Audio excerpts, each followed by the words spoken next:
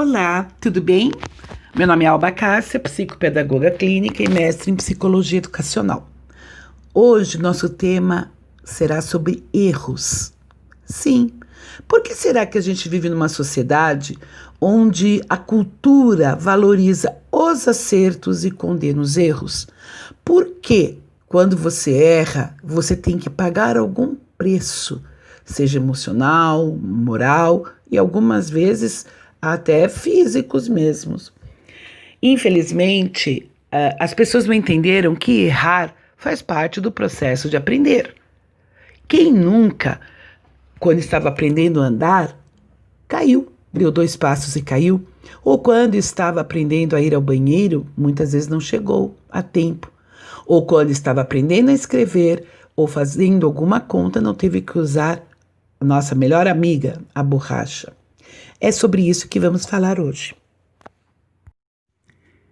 Como eu dizia, nessa longa jornada que vivemos, a nossa vida, ela é feita de muitos erros, muitos acertos e muitos aprendizados. Esses aprendizados só são mais efetivos, acreditem, quando a gente erra. O educador, os pais, têm um papel muito importante nisso, porque é primordial que se valorize o erro como meio para se chegar ao acerto, não como meio para humilhação ou punição. E também nós não temos que esperar que a gente acerte tudo, porque não acertamos. O mais importante nesse processo do erro, de fazer com que a pessoa aceite que ela erra, é a questão da autoestima e autoconfiança. Uma criança que desde pequena ela é achincalhada, ou ela é humilhada, ou reprimida, ou repreendida, toda vez que ela erra, com certeza ela não vai ser um adulto confiante e nem com uma boa autoestima. Recentemente eu vi uma palestra de um médico muito famoso, o Dr. Brian Goldman, que ele começou a contar dos erros dele, erros médicos que parecem que são inaceitáveis. Mas durante a palestra ele falou sim, que como ele trabalhava num pronto-socorro, acontecem muitos erros, afinal, somos todos muito humanos e o erro faz parte da nossa humanidade. Nessa palestra, ele dividiu os erros do ser humano em 4 categorias. A primeira é aqueles erros que a gente comete, mas esconde de todo mundo. A segunda, aqueles erros com os quais, infelizmente, a gente não aprende nada. Esses 2 são os mais complicados, porque uma vez que você esconde, é uma mentira. E uma vez que você também errou e não aprendeu nada, é porque não teve nenhuma intervenção.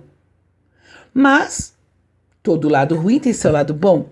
O terceiro tipo de erro é aqueles que a gente comete e aprende com eles. Ótimo. E o quarto, que é o melhor ainda, é aqueles com os quais a gente aprende e divide esse novo conhecimento com os outros. São nesses 2 tipos de erros que a educação e os pais devem se concentrar. E como a gente faz isso? Simples, admitindo que o erro faz parte da vida e que ele é saudável sim. O mais importante, então, o que é?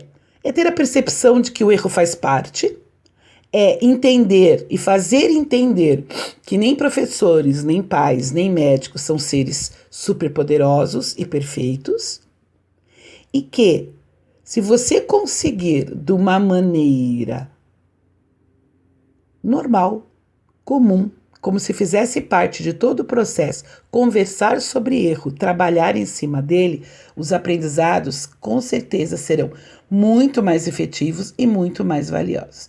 Parece uma coisa absurda, não é? Não, não é não. É uma coisa muito simples. E eu vou falar como a gente pode trabalhar isso. O problema não é os estudantes cometerem erros ou as crianças errarem. O problema real é como os adultos lidam com esses erros e como eles aceitam que essas crianças ou filhos errem. Como se fosse vergonhoso, como se denegrisse, como se humilhasse, como se não fosse exemplo. Não, não, não, não. É justamente ao contrário. Infelizmente, se esses tipos de atitude que eu acabei de citar ocorrerem, pode ter uma consequência danosa à questão emocional desta criança, desse aluno.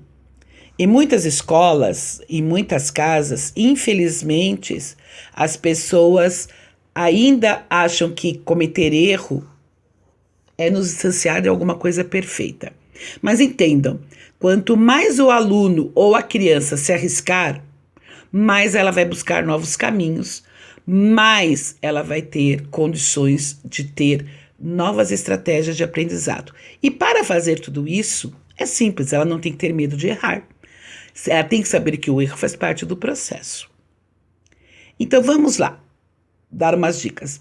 Primeiro,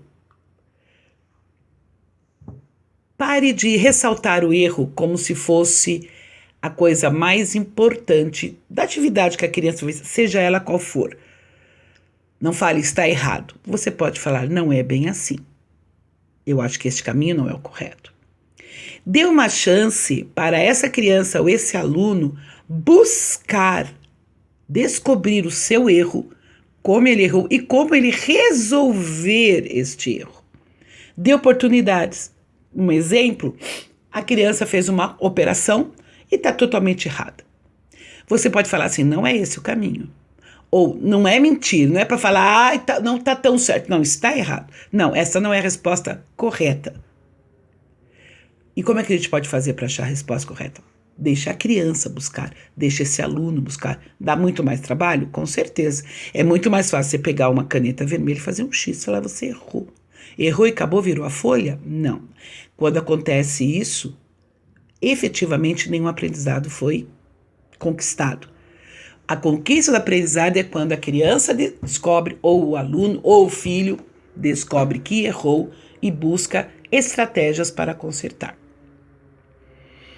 Isso é o mais importante. Uma coisa muito importante é, quando acontece algum tipo de erro, aí não é só o educacional, né, da educação formal, em casa, por exemplo. O importante, eu acho, que não é expor, não é chegar e falar, olha, ele errou, ele fez tal coisa, nossa, você errou. Que tal falar, por que você acha isso? Você acha que isso está certo? Você gostaria que isso acontecesse? Se a criança ou o adolescente ou o aluno falar, eu acho que sim, então me justifique, deixe ele argumentar. Olha, além de você estar dando condições para essa criança, esse aluno se defender, colocar a sua opinião, o que ele acha, você está desenvolvendo ainda a questão de argumentação e contra-argumentação. Então, o importante é, por que você faria isso? Você pode, então, tentar me explicar como você fez, alguma coisa assim. E aí, não tragam uma outra, isso é muito importante, uma outra criança, um outro filho como contraponta.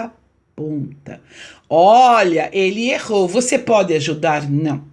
Alguém concorda com ele? Alguém faria diferente? E entender que por mais que 2 mais 2 são 4, e essa criança pode ter errado, ou numa situação da vida, existe sempre a famosinha teoria da relatividade. Então a sua opinião é essa, mas no momento ela não cabe aqui. Por quê? Porque a comunidade, a sociedade, a nossa família, aqui na escola, enfim, existem algumas convenções. Então 2 mais 2 são 4, não se pode fazer isso aqui em casa e etc e tal. Você está corrigindo sem humilhar e sem constranger. E mais importante, você está fazendo este ser pensar sobre. Com certeza, talvez ele não consiga arrumar imediatamente a sua operação, a sua escrita, ou até uma questão mais pessoal, familiar.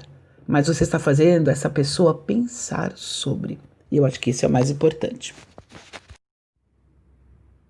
E eu acho que uma outra coisa bem legal também é, ao invés de colocar só uma premiação, a gente costuma fazer isso, né? Ganhou medalha disso, ganhou medalha daquilo. Eu mesmo tenho aqui na minha sala medalhas, porque quando eu estudava tinha competição de tabuada, competição de verbal, que a gente fazia os verbos no presente, passado, futuro, etc. E aquelas coisas todas. Eu também tenho.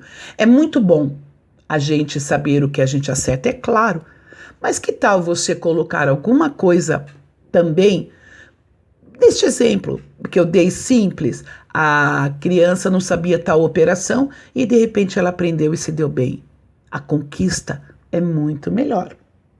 E eu diria ainda mais, uma vez ou outra, e isso é muito importante, eu sei que é muito difícil nos dias de hoje, por questão de tempo, por questão de que a mídia social é muito mais importante que a conversa